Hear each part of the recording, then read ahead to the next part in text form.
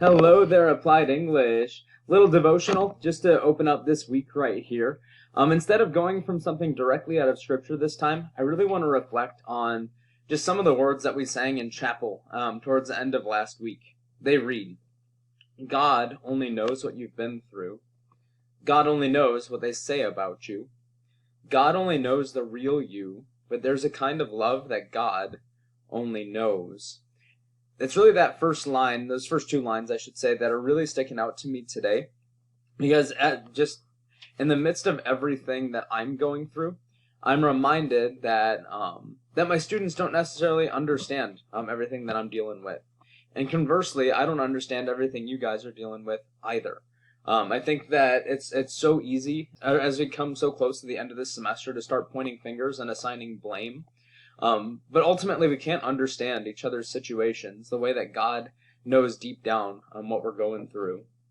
I think we all generally know that we are going through some situations right now. I know right now I'm having a little bit of a hard time just kind of juggling everything right now.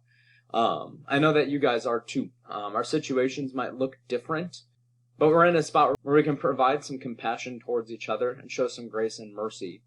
But deeper than that, God's the only one who truly knows deep down everything that we're going through exactly as it is. I do know that maybe some of you are looking at your grade book for our class or maybe for other classes and thinking it's pointless. There's nothing I can do to turn this around. What's the point of even trying? Some of you might be looking at your grade book and you're doing fine, but you really wish that you could do better, and you know that you need to kind of kick things into overdrive these last couple of weeks to reach those goals. God only knows what you've been through. God only knows what you're dealing with now, and God also only knows the kind of love that you need right now to get there. That's my prayer for myself and for all of you today, is that we can acknowledge that God is on our side in the midst of what we're going through. We may never fully understand each other. It's so hard to communicate in this day and age, not just because of the whole virtual thing, but also just because it's so scary to share what we're dealing with deep down. But God does know what we're dealing with deep down, and in the midst of it all, He shows us love anyway. That's my prayer once again, that we can hold on to hope, that we can receive the love that God has for us in this difficult time, and that we can push forward, knowing that He is standing by our side, no matter what pushing forward may look like, whether it looks like passing the semester, whether it looks like just kind of turning things around mentally or emotionally, whether it looks like raising a letter grade or two. Doesn't matter. God knows exactly what we're going through and what we need. And my prayer for all of us, myself included, is that we can come to Him today with those requests.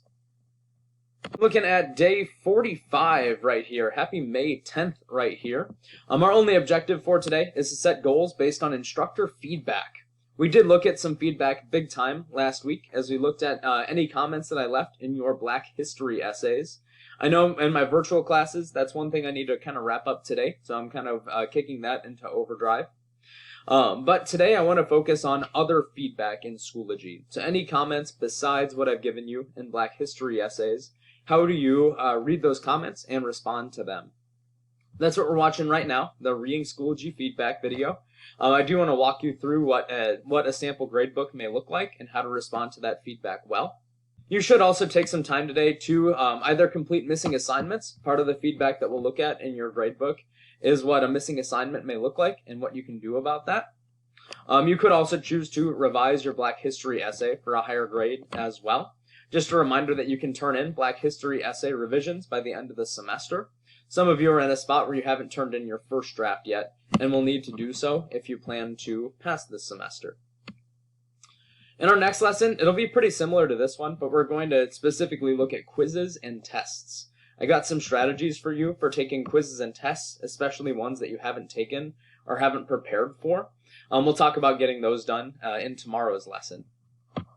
So once again, it says, please watch this video to review how to read my comments in your Schoology gradebook. These comments will help you as you complete missing work, as well as prepare for your final writing activity. I should say, our final writing activity will be more reflective in nature. I'm going to ask you what you learned this semester. That's one of the reasons why reading my comments in your gradebook will be helpful. You can kind of see what I've been asking you to work on all semester, maybe reflect on how you've worked on those things and improved. I'm going to go ahead and hop into a student gradebook right now so I can kind of walk you through just how to read my feedback and respond to it today. Once again, after you're done watching this video, you should focus on missing work or Black History essay revisions. Let's make sure that we are using our time wisely to improve our overall grades in Applied English. Alright, so right now I am inside of Jaden's gradebook. I chose Jaden specifically because he's doing alright in the class. I would expect him to finish higher than this even because of the quality of his work in general. There are some steps Jaden can take today to improve that overall grade. I would expect that his final writing activity will help him out as well. Your gradebook is organized into two sections. Formative toward the top. Notice that formative assignments make 60% of the overall grade. And then our couple of summative assessments are at the bottom. Our summatives so far have been your skit from earlier in the semester. Jaden did all right on that, B+. Your African American Literature test, we'll talk about that in a bit. Your Black History essay final draft, again, you can revise those for a higher grade. And then your Beowulf test, which I just got into the gradebook. If you're in my virtual classes, we did not do the Beowulf test. I treated your Book 3 study guide as your test. So you might see a grade or a 0 for your Book 3 study guide. That's something to work on today or tomorrow if you want to save that for talking about quizzes and tests specifically. I should note that your gradebook is also organized from earliest to latest. So towards the top, you're going to see earlier assignments. Towards the bottom, you're going to see more recent ones. There's a couple of symbols I want you to notice as well.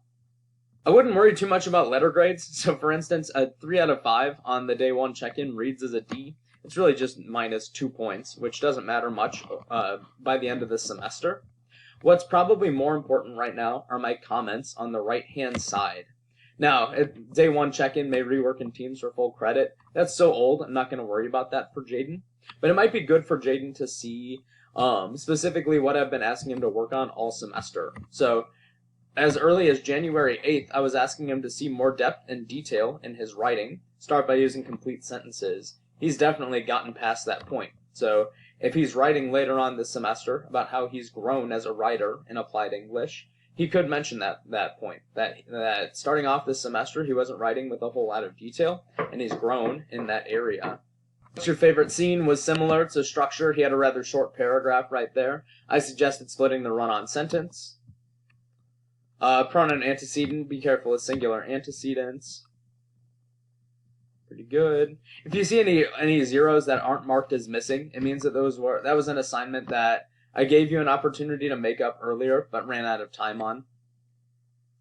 One thing that you will be able to make up at any point this semester are missing quizzes and tests. We'll talk about those tomorrow. I see some goods in there. One of the markings that you might see is the green hexagon for excused.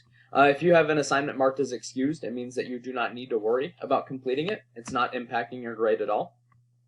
I'm noticing an absent on Monday on March 8th through 12th participation. If you have anything marked as an absence, please know that I will double check that by the end of the semester to see if it's been excused or not in Schoology, or in Skyward, I mean.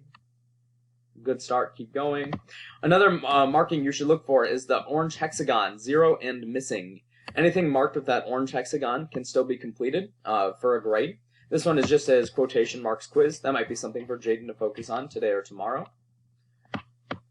That quiz is the reason why he has a 4 out of 5 on April 19th through 23rd. That is his missing work. And then we get to his summatives. He's done really well as of late on Beowulf activities. On summatives, I do notice African American Literature test may complete writing section for higher grade. That specifically will be something that Jaden will need to do in our quiz and test day. So in our next lesson, when I hopefully see him face to face, we're able to complete that writing section together. He can earn up to 10 points back on that test right there. So that grade's a bit of a misnomer. He could finish with a 35 out of 40 with a good paragraph there. Otherwise, Jaden's doing quite well.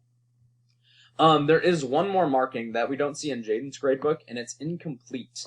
There are a few of you who have incompletes for your Black History essay. It just means that it took me a while to get around to your outline, and that I'm kind of waiting to see your outline before we get working on your final draft. That'll be a goal by the end of the semester, is to get your full essay done. There are 2 of you, I think, in my in-person class who have incompletes for your Beowulf test. It's simply because you did not complete your writing section, just like on African American literature. We'll get that cranked out in class tomorrow, hopefully. Once again, use the comments that I've given you in your gradebook to set some goals for improvement. If an assignment says that you can rework it for a higher grade, that's something that you can work on. Otherwise, this might give you some ideas on what I'm looking for in improvement, just as you start your final writing activity in a couple of days here. The rest of today is a great time to catch up on missing work or revise Black history essays for a higher grade.